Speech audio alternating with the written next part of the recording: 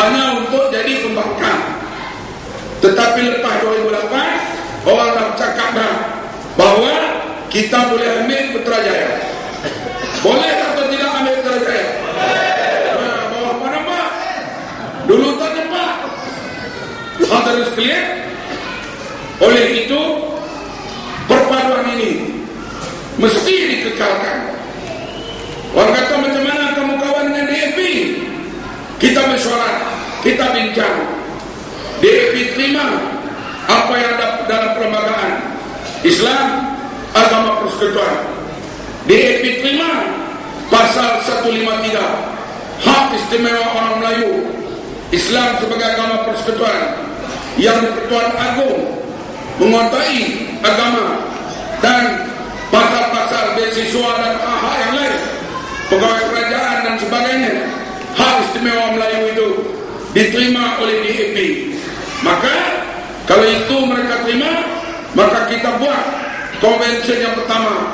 Lahirlah deklarasi bersama Pakatan Rakyat tentang perkara-perkara pokok asas dalam perlembagaan itu diterima oleh tiga-tiga parti. Hadirin sekalian, kita lihat dalam keadaan itu rakyat dah mulai makin yakin untuk kita bergerak lebih jauh mengambil alih Putrajaya. BN terutama UMNO dia mulai hilang puncak. Kita lihat sokongan kepada mereka. Kalau dulu berlaku pelihara kecil, sebut pelihara kecil, tobat BN menang. Sekarang pelihara kecil boleh jadi BN menang, boleh jadi kita menang. Dia ada dua. Sebelum itu Mamat terlibat dalam pelihara kecil di Pulau Marah daripada tahun 78. Susah sekali kita nak menang. Bahkan kalau saya kita menang pun kita boleh kalah. Tapi lepas 2008 ada kita menang, ada BN kalah. Artinya bolehlah kita bertukar-tukar bila ada pelihara kecil. Saudara-saudari yang dihormati sekalian, oleh itu BN yang nak terus berkuasa, siapa pun macam itulah. Mana-mana parti politik yang berkuasa, dia tak berkuasa. Politik yang belum berkuasa akan berusaha untuk rampas kuasa. Cuma mereka kata kita ni gila kuasa. Betul, Pakatan Rakyat memang gila kuasa, sebab kita nak ambil kuasa dari orang gila. Sebab itu kita gila kuasa.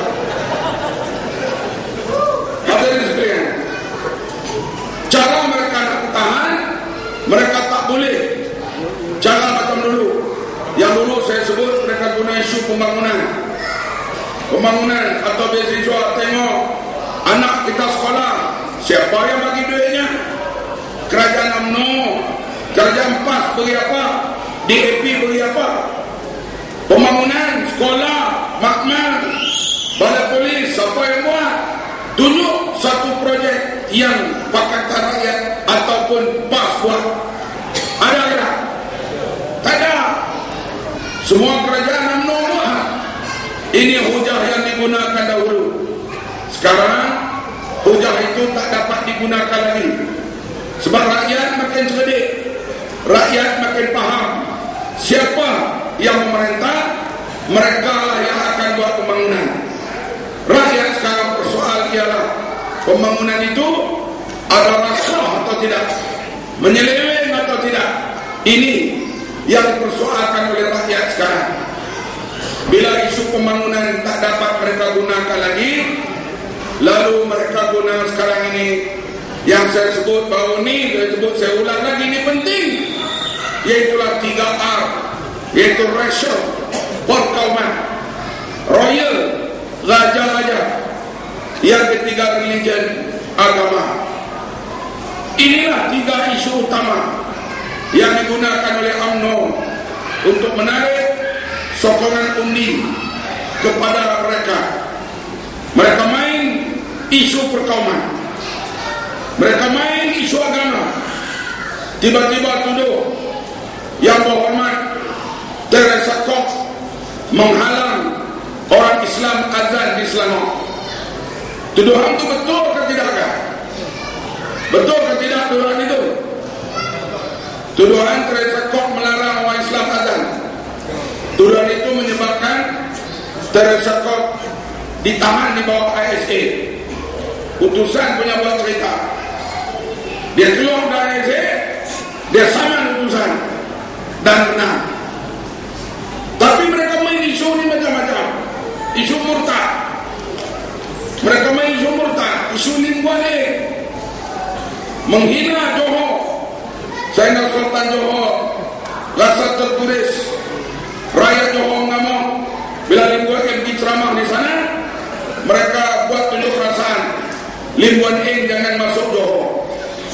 Ini semua permainan UMNO, main isu perkauman dan isu agama, isu nama Allah dimainkan dengan begitu hebat sekali, sehingga beberapa buah gereja tuan-tuan lihat terbakar atau dibakar, sehingga Tuan Guru Aziz Tuan Jadi turun ke lengan, jumpa padri-padri, beritahu kepada mereka membakar gereja bukan ajaran Islam. Dalam perang pun kita tak boleh musnah rumah ibadat orang lain. Ini kan pula masa zaman. Semuanya itu diusahakan oleh pimpin-pimpin kita. Hadirin sekalian, kita lihat setelah isu 3R, agama, raja dan juga perkauman, tak berjaya mereka main isu itu. Dia masuk isu yang keempat, yaitu isu komunis. Tiba-tiba timbul isu komunis. Komunis mana pun tak ngamuk, tak ada letupan di mana pun, tak ada kereta api kena bakar. Tiba-tiba dia duduk kata mak sabu sokong komunis. Ini permainan murahan mereka. Nak menarik sokongan orang Melayu khasnya yang tua-tua, 60 tahun 70 tahun ke atas. Saluran satu yang gigit mi tak putus tu. Saluran tu dah sebut komunis. Memang mereka malah ayam kalau makan laksa dia bukan coklat, dia hisap. Itu bak gigi menang tak ada. Kumpulan-kumpulan aksi, Hongga dijadikan sasaran oleh UMNO untuk menarik sokongan mereka, karena Bang Mat dituduh menyokong komunis. Maka televisi radio akhbar hari menggambarkan seolah-olah Malaysia atau Melaya dulu ni merdeka dari komunis. Kita merdeka dari British, bukan dari komunis. Tapi sejarah cuba nak diputar belikkan dari sekalian. Soal PKM, Parti Komunis Melaya, cara mereka melawan British, ada yang tak kenal, ada yang kita tak setuju, itu soal lain. Kita boleh pergi kepada perdebatan yang lain. Tetapi kita merdeka daripada British, bukan daripada komunis. Ini yang UMNO nak putar belikkan sekarang ni. Sebab bila merdeka daripada British, saya akan tanya, siapa ejen British? Siapa ejen British? Hampa nak sebut UMNO pun tak berani jadi direktur ni. Dia duduk kalah. Siapa ejen British? Aku cukup kerap dia nak sebut.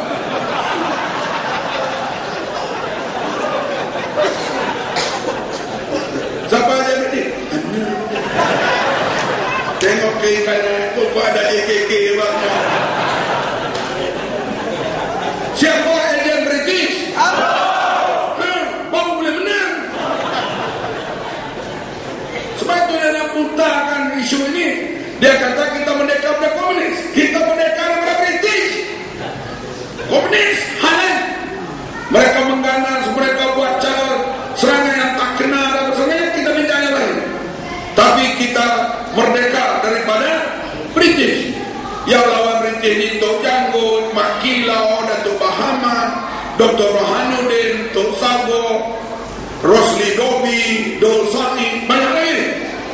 Inilah yang lawan pemerintah British ini berzaman-zaman sampailah kepada kita merdeka 31 Ogos tahun 57. Hadirin hadirat yang dihormati sekalian, kita lihat dalam isu komunis ini pun mereka tak boleh pergi jauh. Bila kita lihat mereka akhirnya bila peguam kita mencadarkan keluarga Bukit Kepung yang terasa terhina dia sanggup membawa kes keluarga itu kepada kerajaan British, saman kerajaan British, supaya beri pampasan kepada keluarga Pepong. Bila dengar tawaran kita itu, Najib berkata, ini pegawai ni, barangkali ada British janji dengan UMNO tak tunai pak. Maka dia umum beri RM3,000 hadiah kepada one off, kepada AC, kepada Home Guard dan kepada balu-balu yang terlibat dalam kerajaan darurat British dulu. Kita ucap terima kasih. Ambillah uang itu uang rakyat. Dah dapat nanti RM5 itu, jangan lupa belanja kopi sejauhan tak pamak. Itu ya pamak minta. Sebab dalam parlimen dia berkata ni tanda pamak sabulah timbul benda ni. Mereka dapat RM3,000. Sebab itu perkasa, perkeso, perkosa ni yang memperalatkan golongan orang tua-tua ni, akhirnya orang tua-tua tak jadilah. Hampa peralat kami, yang kami dapat duit kena pamak jauh. Banyaklah dapat SMS. Orang tua-tua ni nak main SMS pun tak hati. Kadang-kadang anak-anak mereka lah tolong ayah dia atau tuan dia, ucap terima kasih ke paman kerana menimbulkan isu ini, nak dakwa kerajaan British kerana tidak ambil perhatian kepada orang yang berkhidmat di bawah British dulu. Hadirin yang dihormati sekalian, kita tengoklah dekatlah dengan pilihan raya sekarang ini. Ada orang kata bulan 11 tahun 11. Tak tahu lah bila pun. Tapi Cikgu Bar kata dia temu mimpi Rosmah. Macamlah dia baik dengan Rosmah. Dia ingat sama-sama negeri boleh pakat.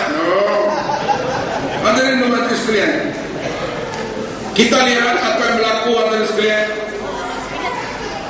Sekarang ini orang Tionghoa ni, saya nampak tadi disebut dalam ucapan dalam restoran tadi, kalau 10 orang barangkali seorang pun nak undi BN, seorang pun nak undi BN, artinya 90% lah tu. Melayu punya mana? Melayu punya mana? Yang ni yang aku beritahu dengan ni, mereka takut pada bayang-bayang. Di antaranya kata, kalaulah UMNO kalah, apa nak jadi pada orang Melayu? UMNO dah kalah di Kelantan, apa jadi pada Melayu Kelantan? Jadi orang Melayu Kelantan saya miskin, jalan raya tak ada, sekolah tak ada, hospital tak ada. Kelantan sekarang maju dah di bawah takbiran PAS ke Pakatan Rakyat. Maju ke dah? Kita tengok shopping 11 malam sampai 5 pagi di Wakaf KL. Kalau musim cuti sekolah ni, nak taruh kaki pun tak boleh. Punya ramai orang shopping gitu. Wakaf KL. Isteri-isteri menteri UMNO pergi Kelantan, dia ada orang hotel, dia hantar pelan-pelan bini dia pergi shopping gitu. Tuan-tuan memang suka pergi shopping di Kelantan. Di sini jadi pengeroka. Oi Pak Hang, minumlah air tu. Sana dia pergi beli belang, masuk kedai, abang nak beli apa abang? Sebut abang duit RM1 nak jual sawit tu, pegawai sini ni keluar.